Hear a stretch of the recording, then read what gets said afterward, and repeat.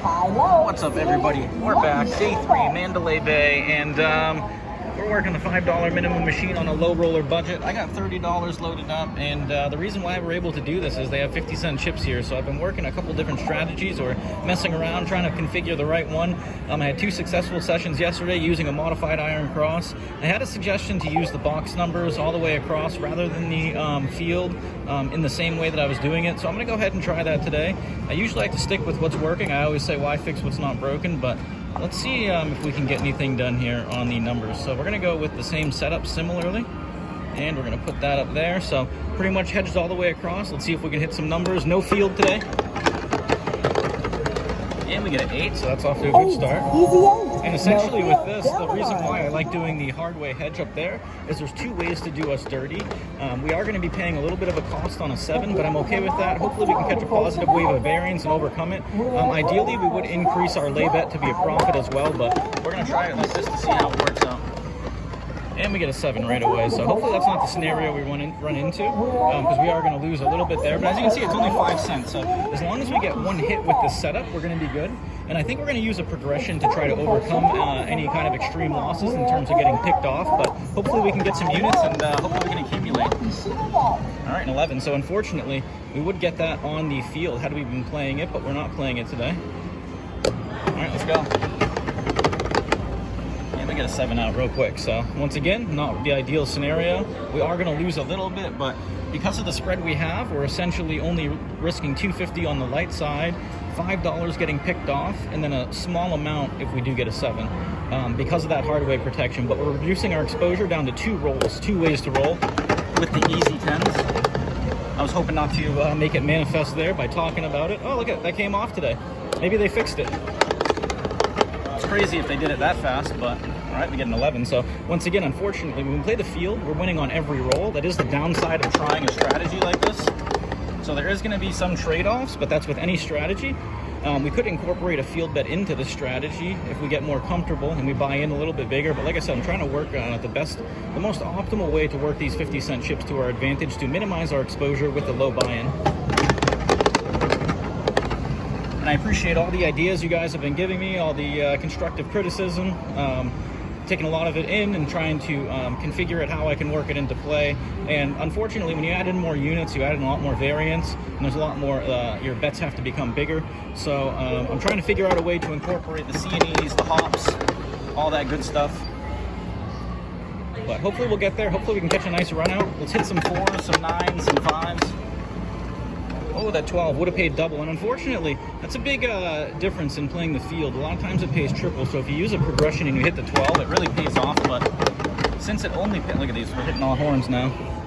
I guess I should probably incorporate 1 field bet when I sense that we're running out on the horns.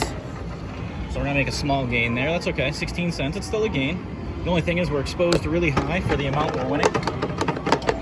And look at that, 7. So glad we didn't do the field bet there.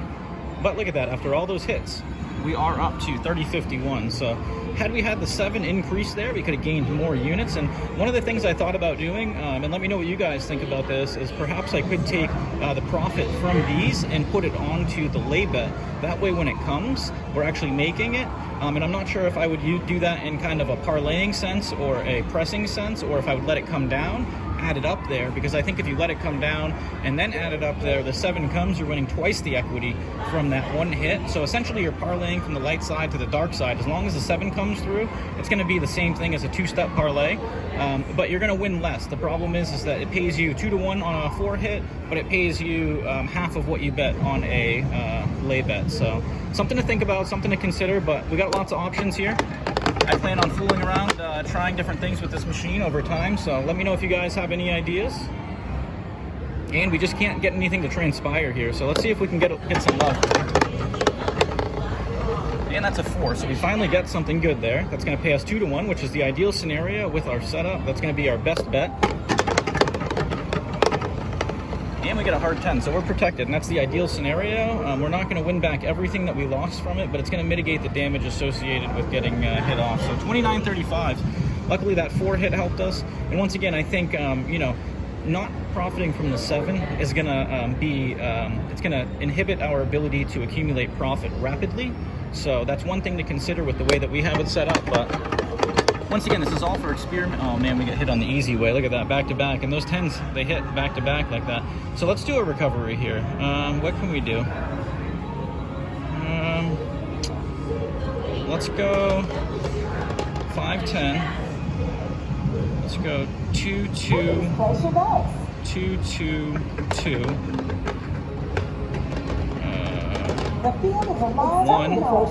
50-50. Right, let's go. Let's get it. Hit us something good. There we go. We got a 3 right there, so that's nice. Okay, let's go for one more. Oh, there we go. We get it. So that works out really good in that scenario. So let's see what we're back to. 26.76. Let's go for another one. Hit us a 4.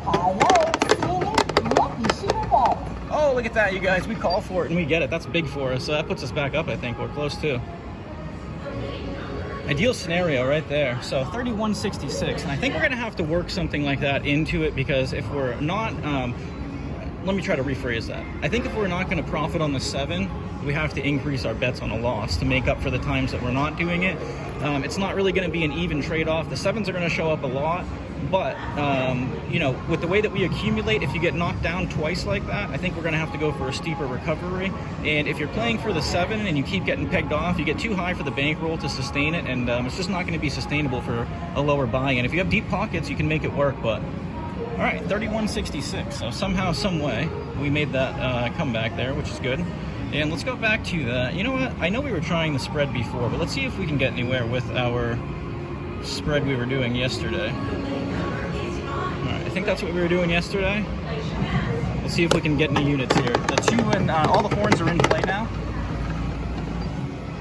It is a relatively small gain on each hit, but we are playing everything.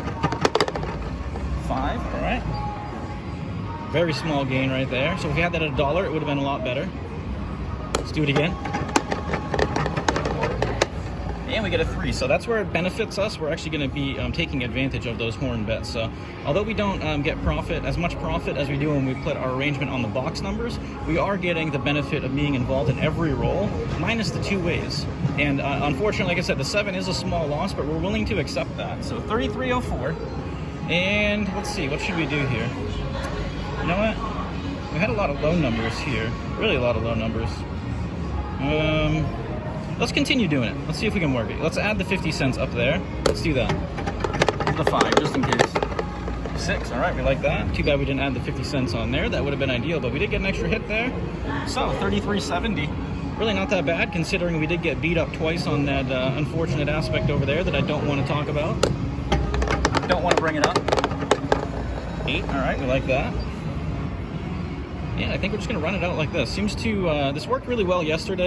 Like I said, I did one longer session, and then I did a really short session afterwards. Look at that, that's what we love. So we get paid double on that, and that's really where that field comes into play. So, we're at 35.36. We're in for 8 minutes. We did a little bit of both.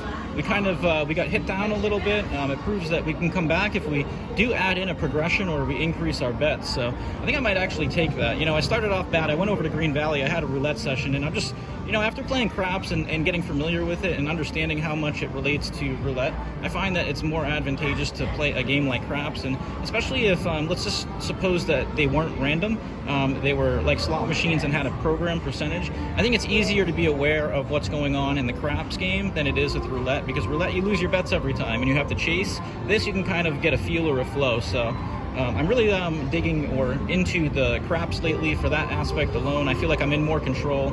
Although, you know, I'm not sure if it's 100% random. I do feel like there is some element to it that allows me to overcome the variance a lot of times by working the bets. So one difference between roulette and craps that I'm noticing. Let me know if you guys play them. I'm really interested in your opinions about that, but I'm going to go ahead and cash that out. So quick little session in for 30, cashing out for 35.36. We worked the box numbers as well as the iron cross, and we had to do a recovery method. So once again, coming at you from Mandalay Bay, third session, in for 30, out for 35.36. Make sure you like and subscribe. I appreciate all the support. Until next time.